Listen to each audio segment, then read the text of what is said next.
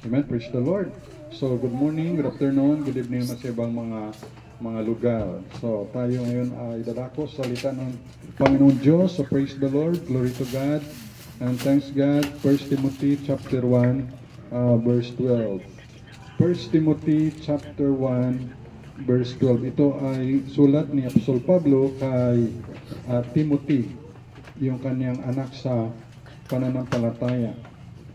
1 Timothy chapter 1, verse number 12. Basahin natin ng sabay-sabay. Kita nyo? 1 Timothy at pakinggan nyo ng iba. 1 Timothy chapter 1, verse 12. Sabi ng Biblia, "And I thank Christ Jesus our Lord, who hath enabled me, for that He accounted me faithful, putting me into the ministry." Tayo go to the Lord in prayer. Our God, our Father in heaven, lumalapit po kami sa inyo sa pangalan ng Lord Jesus Christ. Thank you, Sweet Holy Spirit. Papalaan niyo po ang salita mo na mayag. Sweet Holy Spirit, help us, help me, at mayroon kayong matutunan na mga blessings spiritual sa inyong salita. Forgive all our sins, at i-bless mo po ang bawat isa na nandito sa on-site, mga sa online. At sila ay makapakinig ng Word of God in Jesus Christ's name. Amen. Ang title ngayon ay Putting Me into the Ministry. Putting Me into the Ministry. Ito yung testimony ni Apostle Paul in the Lord Jesus Christ regarding sa ministry. Siguro tatanong kayo, no? Ano ba yung ministry? Ministry is toward God. Ang ministry ay patungkol ito sa Diyos as intended to do so na gawin, and toward men also, toward people. Yung ministry is about God and people. Ministry is not just people. Sabi ng iba, ang ministry is people. O tama naman, ang ministry ay minister ka sa mga tao, pero kung yan, para rin sa Diyos siyempre. Na-minister tayo para sa Panginoon at sa tao. Yung prayer rin pala, hindi lang yan, ang prayer, hindi lang yung asking. Prayer is asking. Ang prayer rin pala, asking, and ang Diyos na nagsasagot sa ating mga prayer. So, di ba, sabi ko sa inyo, maalala nyo, ano ang apat na spito ng prayer na pasagot ng Panginoon? Yes, no, wait, at saka antuson mo, bear it, o endure it, daladalahin mo, ganon. So, ngayon, kung kay Pau naman ay 71 lang, 4 points na lang makapasa siya. So, another ay wait lang. So, pwede pa naman. Si Abraham Lincoln nga, kandidato si Abraham Lincoln ng congressman, talo. Congressman, talo. Kung ano man, palaging talo. Kung ano, hindi siya sumuko nang tumakbo ng pagka-president si Abraham Lincoln sa Amerika. Nanalo na siya. So, wag lang huminto. Si Thomas Edison, nag-imbento siya ng ilaw. Pag-imbento ng ilaw, imbento siya, hindi, umilaw, palpa. 1. Sunod naman 2. Hanggang umabot ng 100, wala pa rin. 900, wala pa rin. Hanggang 999, wala pa rin. Pero sa ika-1000 na pag-imbento niya ng ilaw, by the grace of God, ay nakailaw na. So, si Thomas Edison yun, di ba? Tama? So, hindi siya huminto, 1,000 times. So, ganon. Kaya, tuloy lang. Kaya, praise the Lord. Siguro si brother ka na ligaw sa kay Sister Munit na hindi rin siya huminto, no? Hanggang sumagot si Sister Munit. Kaya naalala ko nga kay Mama Nalin, ang napangaw yung kay Pastor Ribaton, ay wag sagot si Mama Nalin. Ay sabi ko, silence means yes. Ay ganyan kay Pastor Ribaton rin, na tahimik lang si Ma'am. Ay nagkwan rin ayun. Ginaya ko, effective.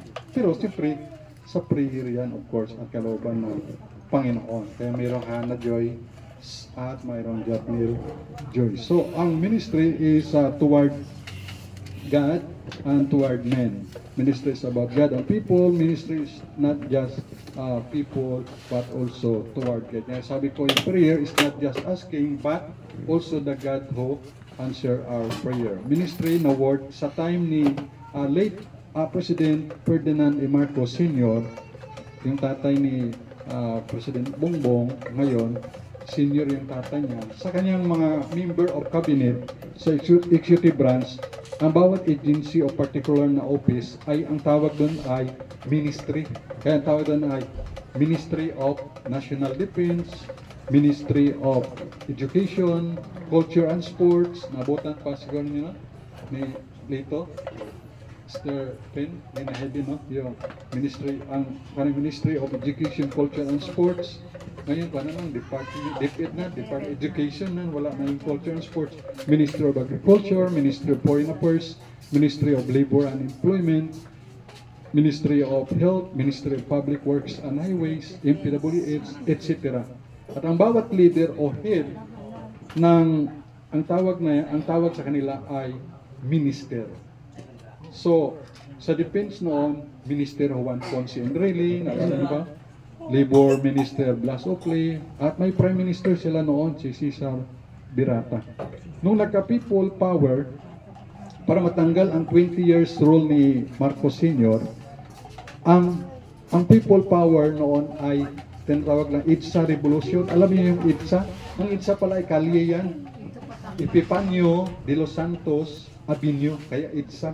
Okay, sa inyong mga history, EDSA is Epifanio de los Santos Avenue. Nagkaroon ng EDSA Revolution nung kung hindi ko makamali yun ay 1986, ano? So kasama doon mga Madre, Pare at si Defense Minister Enrile ay umalis sa kay Marcos at si General Fidel Ramos. Kumampi sila kay Cory at si Colonel Gringo Honasan. Mga supporter ni Ninoy Aquino na yumaong kinusaya, no? Napanood ko sa 700 Club, nung nabilanggo pala si Ninoy Aquino, nanonood siya ng 700 Club, yung kay Pat Robertson, at nakakuan siya, nag-testimony na nag-believe siya, nagtanggap siya, nag-testimony na siya, si Lord Jesus Christ ang kanyang Lord and Savior. Oh, sayang na nung bago pa na siya na believer, nung sa Amerika siya at umuwi na siya dito sa Philippines, kaya lang nang gin-assassinate siya, napatay siya. Sayang na hindi niya nasiran si Cory Aquino, si Chris Aquino, yung mga anak, si Benigno, si Pinoy, hindi nasira. Bakit? Kasi napatay noon si Ninoy Aquino noong August 21, 1981 yata. August 21 ba yun? 1981. Kasi nagka-revolution 1986 ay. Oh, tama, 1981 siguro. 81. So ganun, no? Sayang, no? Believer pala si Ninoy Aquino, yung sa 500 na yun.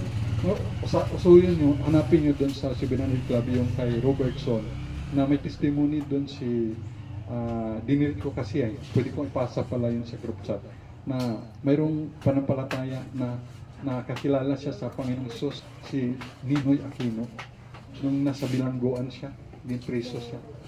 So, sayang lang at namatay agad siya. Hindi man lang yung nasira niya kanyang mga anak. At si Cory, siyempre, kung sila religious Catholic kasi yung family ni Cory. So, ganon. Kaya, yun, si Ninoy Aquino, ang kanyang asawa si Cory Aquino, at ang mga supporter nila ay nagkaroon ng tatawag na EDSA Revolution. Pero ito ay mapayapa na nilisan ang Malacanang ng mga Marcoses at patungo silang Hawaii, USA. Dinala sila sa Hawaii, USA. Instead na sa Paway, Ilocos Norte. Sabi ng mga sa istorya na ibig doon sila gusto pumunta sa Paway, Ilocos Norte. Ang ginawa sa kanila, doon sila nilipad ng kung anong aeroplano man yun o ano na doon sa nilagay, dinala sa Hawaii, USA. Instead na sa Paway. Kaya nung si late President Cory Aquino na namahala, pinalitan niya na yung word na ministry. Anong pinalit niya sa ministry na word? Naging department. O, kaya ngayon department na, kaya department, yung ministry naging yung Ministry of National Defense na si Gibo Teodoro ngayon ang ating Defense Secretary, Defense Ministry kung si Enrile pa noon. Ang Ministry of National Defense ay naging Department of National Defense at etc. So yung head na tawag na dati na minister ay naging secretary. Secretary na, dati minister lang. Department of Health, DOH, kilala nyo si Secretary Juan Clavier, yung mababa lang siya. Parang si Zacchaeus. Let's do it. Yung maliit lang siya. Si Juan Clavier. Ang ministry po means work. Kaya ang ministry, ito ay trabaho, ito ay labor, ito ay toiling on, ministering. Even angels ay nag-ministering sila, ministering spirits. Sa Luke chapter 4, nag-minister ang mga angels kay Lord Jesus Christ. Kaya si Jesus Christ ay, siyempre, kwan ba naman sila? Si Jesus Christ ay 40 days, 40 nights na walang kain, nag-fasting. So para yung level pala pang nag-fasting, yung level ng yung physical ay magbaba at ang yung spirit ay magtaas. Kaya yun pala ang fasting. So dapat yung fasting ka ay inom lang ng tubig. Ang danger lang sa mga nag-fasting, yung ibang nag-fasting ay naging kulto. Napasukan hangin, nagbasa ng Bible, nagkulong ng 3 days sa kwarto. Paglabas na, nakabuo na siya ng kulto na samahan na grupo. So ganon, yun ang danger dyan.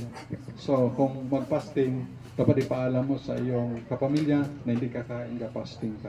Diba kung may hiningi ka sa Panginoon na i-fasting mo talaga yan. Diba? Nalala niyo sabi ni Lord Jesus na huwag hindi mo palayas yung mga masamang espiritu. Sabi ni Lord Jesus, mapalayas lang through prayer and fasting. Ibig sabihin, palalakasin mo yung espiritu. Siyempre, hindi ka kumakain, anong kala. So, ang kwan mo palagi gapray sa Panginoon. O, diba? So, maduga, mo karong buyon ko kung mag-fasting. Okay? Diba, nagawa ng mga ibang baptist ay hindi fasting, fast eating. Fast eating.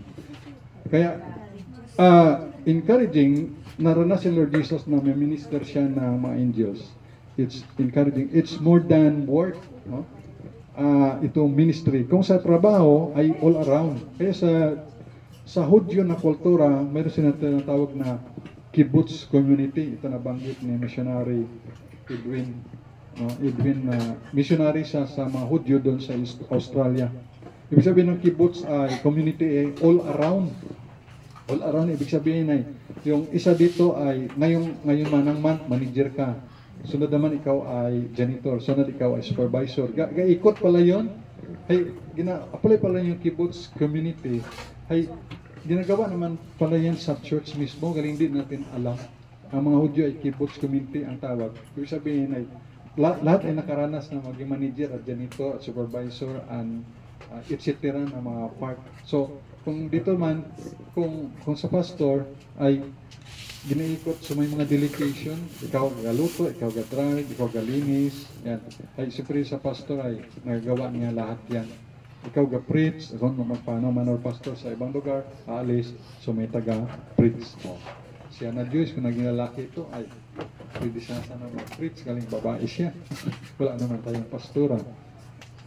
Kaya, jack of all trades, kumaga pakyawan. Diversity of works, different function, but the same goal or purpose for the glory of God to edify God's people and rescue the sinners going to hell, putting me into the ministry. So as of October 2024 ay 7 souls ang nag-profess na tumanggap kay Jesus Christ as Lord and Savior. Isa doon ay sa barko.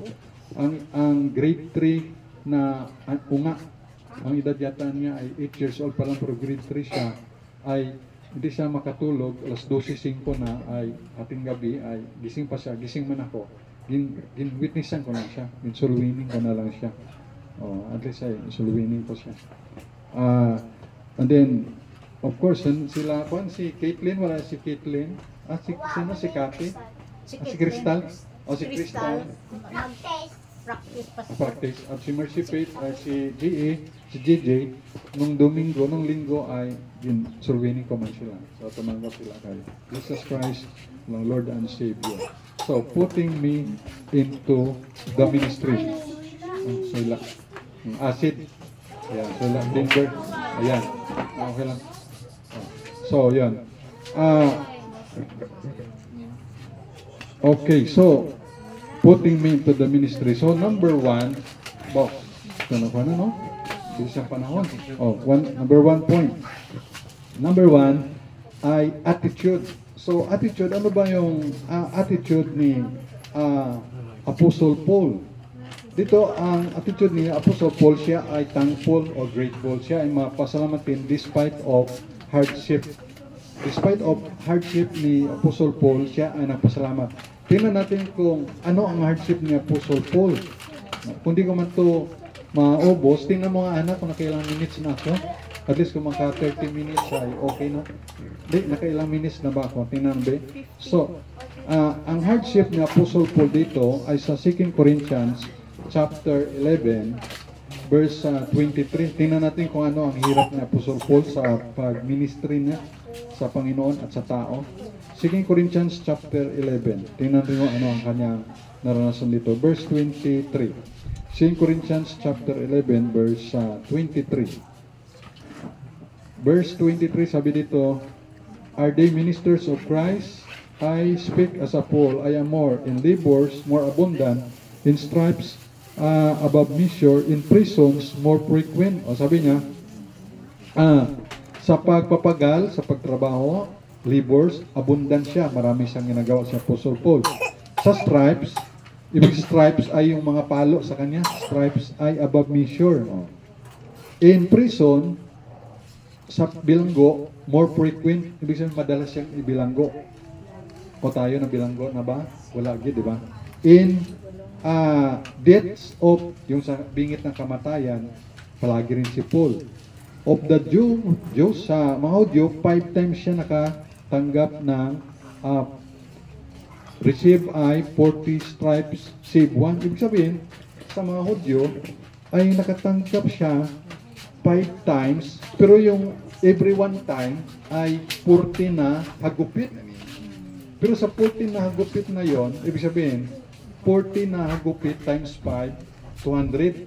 Pero isa lang doon yung hindi tumama. So, 200 minus 1, ibig sabihin, 199 gid na hagupit. At ito sa mga Hudyo, bakit 40 na napalo? Kasi may kwan yun sila eh. May bracket yan eh. Kung ito kasalanan mo, so 40 na palo, na latigo. So, depende siguro sa offense sa ayon sa batas nila. Pero kay Apostle Paul, ang offense niya sa nakuha naman siya, nagpipreach naman siya of Jesus Christ. Kasi doon kasi sa Israel that time, sakop sila ng mga Roman soldier, ng emperor. At kinoconsider kasi ng emperor ang sarili niya na Diyos. Kaya nga may kompetensya si emperor eh. Si Jesus Christ, si Lord Jesus Christ ang kompetensya. Kaya nga mayroong verse na Romans 10:13, whosoever shall call upon the name of the Lord shall be saved. Ang sino tumawag sa pangalan ng Panginoon ay maliligtas. So yun ay isang kaluluwa. Ibig sabihin, ang sino mang tumawag sa pangalan ng emperor ay maliligtas. Ibig sabihin, maliligtas na hindi siya tatanggap ng palo physically. So, ito naman sa spiritual, sa Panginoon. Kaya, yung emperor noon, siyempre ang sikat ni emperor, si Emperor Augustus, Caesar, si Emperor nung uli na, si Julius Caesar, mga emperor. Ibig sabihin emperor, kung sa ating time, president. So, kinoconsider kasi doon na pag emperor ka, Diyos na. O katulad yan, Diyos nga, isa sa mga Diyos sa Japan ay emperor. At doon rin sa Thailand ay king. O, emperor nga hanggang yun sa Japan. Kaya, ibig sabihin, si Lord Jesus Christ ay King of Kings, Diyos siya, at itong emperor, Diyos rin. So, ayaw ng emperador ng Roma na may siyang siya, may kakompetensya siya, may kaagaw siya. So, ganun ang ginagawa na pinaparusahan si Apostol Pablo. Kaya, imagine, ang palo sa kanya ay 40 na palo at times 5 times. So, 200. At ang mintis lang na palo ng hagupit ay isa lang. So, 199 yung naranasan niya. Di natin alam kung yan ay sunod-sunod na 100 o every one siguro, every may ginagawa si Apostol Pablo, nadadakip siya. So, ganyan ang ginagawa sa kanya. At hindi pa natin na-research kung ang palo na yung natigo, baka may sima ba yun o kung may ano, hindi natin alam. At hindi pa tayo nakaranas na malatigo. Kayo nakaranas na kayo mapalo ng sinturon lang siguro, no? Ang pinapalo lang sa inyo ay walis tingting. Si Sia, nakaranas ka na siya, paluin ng walis tingting ni daddy mo, daddy Edgar? Hangir. Oh. Si JJ ay palo. Siya napalo o rin ng sinturon. Oh. Napaluhod pa sa bigas. Oh, yun, napaluhod. So, ngayon ay may mga batas na kasi na taliwas sa Bible na bawal na magpalo, taliwas sa Bible yan. Yung palo naman hindi naman ikamatay ng bata. Yung palo na may pagmamahal. Unang palo dapat ay doon sa pader or sa haligi. Siyempre, masakit yan. Ganyan ako pag napalo ako sa mga anak ko, lalo kaya na si Gigi hindi pa masyado napapalo. Kaya, unang palo sa pader lang. At least sa pangalawang palo na sa bata, mahina na. Sa puwit ipalo, ha? Kasi ang puwit ay malambot. Huwag sa mga part na mga may buto. So, pero maganda ang upbringing ng mga napapalo. Di ba, Nay-ID, no? Maganda ang resulta. Pero ngayon mga bata ay pag hindi napalo ay iba ang ugali, no? So, dapat ay paluin basta ka na mayroong pagmamahal. Kasi pinapalo, kasi anak ka, o hindi ka kasi pinapalo, hindi ka siguro anak, baka ampun ka lang. Yan. So, pagmamahal.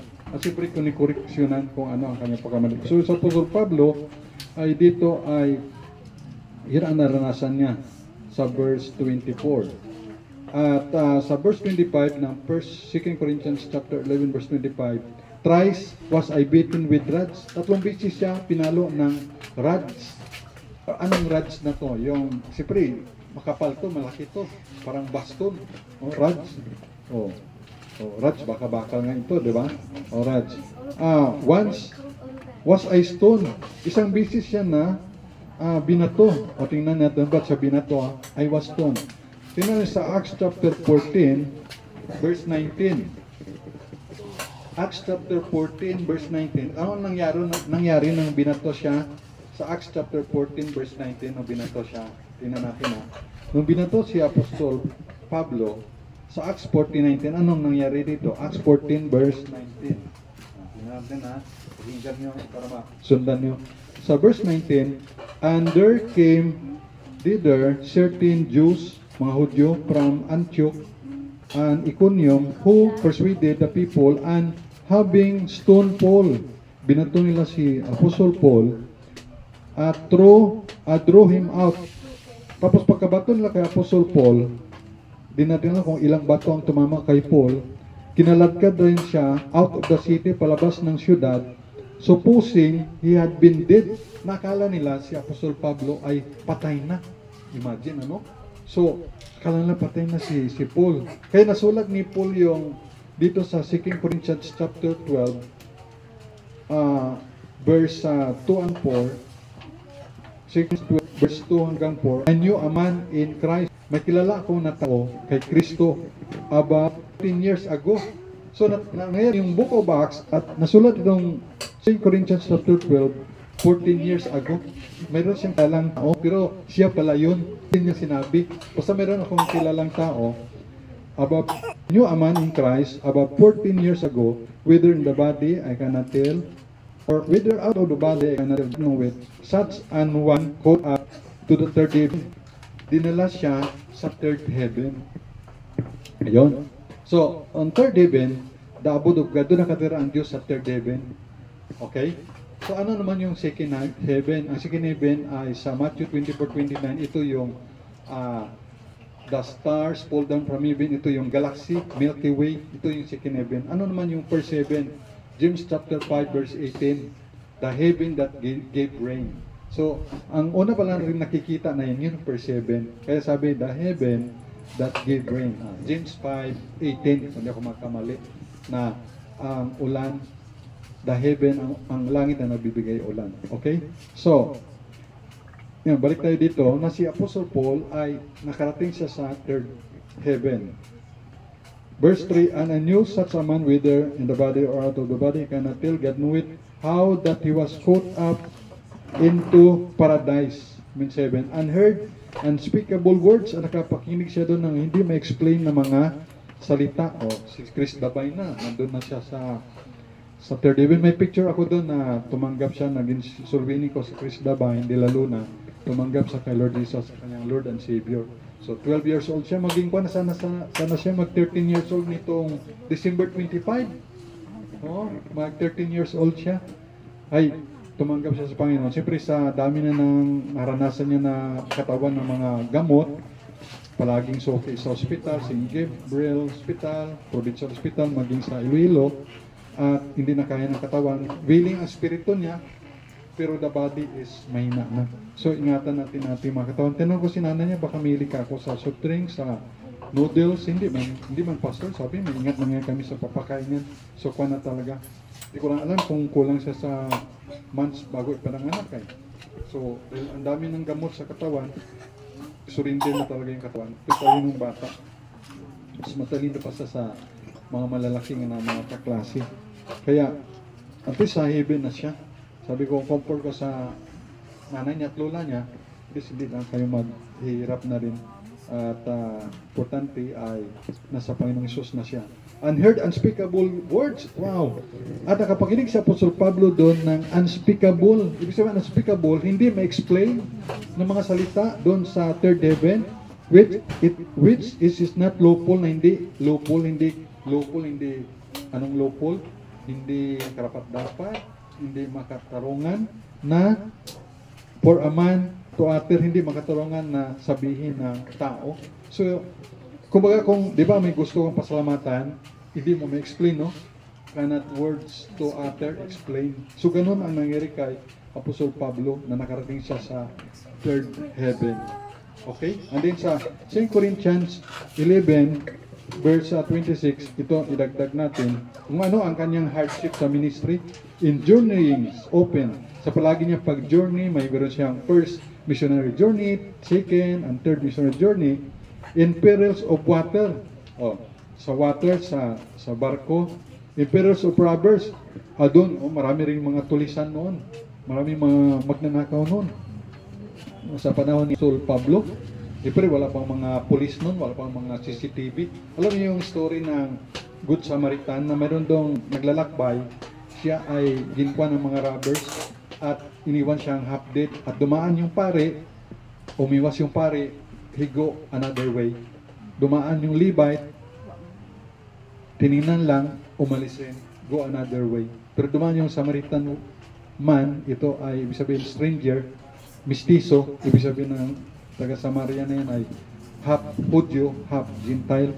So inalagaan niya, and then sabi niya sa tagapag-alaga doon sa inn, kumbaga hospital o clinic or anong tawag doon sa mga maliit na hospital?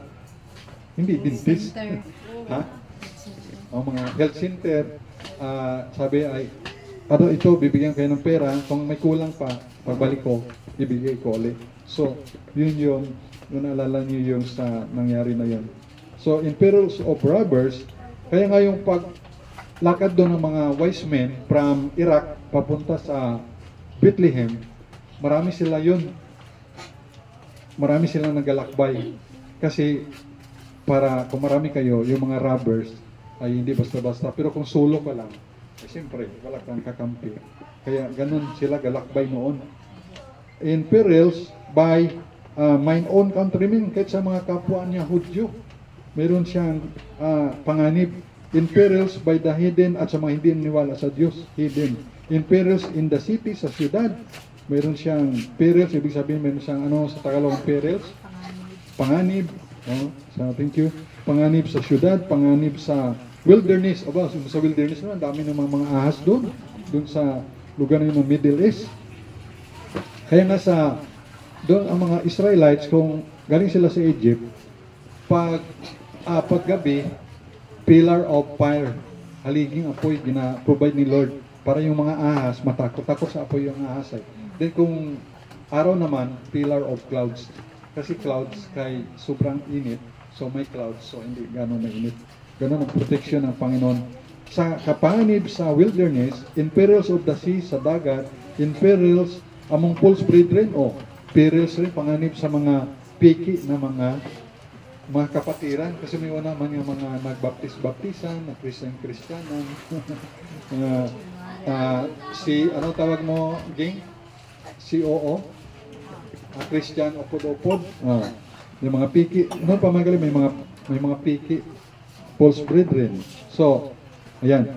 In weariness, sa kagaoy, sa pagod, pagod yung mga tao doon sa Luzon dahil sa bagyong Christine. So, pag-pray natin yung mga bagyo pa na hindi na magpatuloy. Ang painfulness. Painfulness, pain. In watching, open. In hunger, sa gutom. And thirst, sa uhaw. In fasting, open. Napapasting siya. In cold, sa lamig. And nakedness. Yun. So, nakedness noon, pag nakasando ka lang, naka-boxer short, sa Israel na customary, naked na pala yun. Naalala niyo si Pedro? Sabi ng Bible, umahon siya sa dagat. At sabi ng Bible, naked si Pedro. Kasi pag boxer short ka lang, nakasando, considered na yun na naked. Unlike sa isip natin, pag naked ay hubot-hubot, bukon. Ang sa kultura pala, naked na sa kanila. May may saplot. Katulad ni Lord Jesus doon sa cross. Tawag doon ni naked. Pero may anak mga itong may sapin pa. Ay naked na pala tawag ka na ito. So, ganun na lang mga kultura doon sa Israel. So, hanggang dyan lang muna. 1 point, di natin maubos kay alas 12 size na. Ano, makapilang minutes na ako na? 30. Ha? 30. Okay na yun. At least sa sunod man, iba, at least mayroon na kayo na so, putting me into the ministry. Number 1 point, attitude. So, anong attitude ni Apostol Pablo? Thankful siya. Pasalamat siya. So, ayan. So, hindi ko pa natanong kayo. So, thankful din kayo na sa ministry din tayo. Ang ministry ay hindi lang ako, lahat tayo. Ang pastor natin, Pastor Nabli, ako under Bali Missionary, under pa tayo sa Bitani Makati. At kayo rin ay mga member, ay kasama dito mga Bitanas. So, praise the Lord, at meron tayong mga pastor na mga kaibigan. So, dyan naman na, patuloy natin sa sunod ng iba. Let us go to that in prayer. Our God, our Father in heaven, thank you po, Lord, na despite na may siyang panahon, pero marami yun aral kami natutunan sa buhay ni Apostol Pablo, na sabi niya, put me into the ministry. Kayo ang naglagay sa kanya sa ministeryo, Ama, sa paglilingkod sa inyo, sa Panginoon Kristo, naging matapat siya, at ganoon din sa pag-akay ng mga kaluluwa. Kami rin, sa panahon na namin, Lord, nilagyan mo kami ministeryo. Ito ay hindi madali, ito ay maraming trabaho, pero ito ay masaya dahil ito ay rewarding rin, Lord. Salamat po, Ama, sa time na binigyan mo sa amin. Ipagpatuloy namin ito sa mga sunod na mga linggo. At we pray na kayo po ang mag-bless sa bawat isa sa mga napakinggan. Hindi lamang malimutan ito, kundi maalala palagi yung putting us into the ministry katulad ni Pablo. Siya na pasalamat. So we thank you, Lord God, the Lord God of Israel, sa paglagay mo sa amin sa ministry, paglilingkod sa inyo, sa pag-worship sa inyo. At ganoon sa mga kapatiran, ganoon sa mga wala pa sa inyo, na matulungan namin sila through the gospel of the Lord Jesus Christ. At ganoon, Ama, we pray na pagpalain niyo rin aming giving, at pagpalain niyo rin ang physical food, Ama, and everything. Ingatan niyo po kami. Pagpalain niyo mga pastor, missionary, evangelist na tapat sa inyo. Pagpalain si Pastor Nabli, Pastor Bugtong, Pastor Gumi, Pastor Errol, Pastor Chagan, Pastor Yuli, Pastor Jess, Pastor Dan, Pastor Jim, Pastor Wilbert, ganoon si Pastor Jude, Pastor Sean, Pastor Baranyao, at si Pastor Bugtong, Pastor Mandel, Pastor Oliver. At iba pa mga pastor na ito nabanggit. Natapat sa inyo, Panginoon, mga missionary, evangelist, at mga believers, at mga Israelites. Pagpalaan niyo rin, Panginoon, ang salvation ng mga Hudyo. At we pray for the peace of Jerusalem. Sa iyo po ang lahat ng glory and power. Thank you, Holy Spirit. In Jesus Christ's name. Amen and amen. Thank you. Good morning. Offering.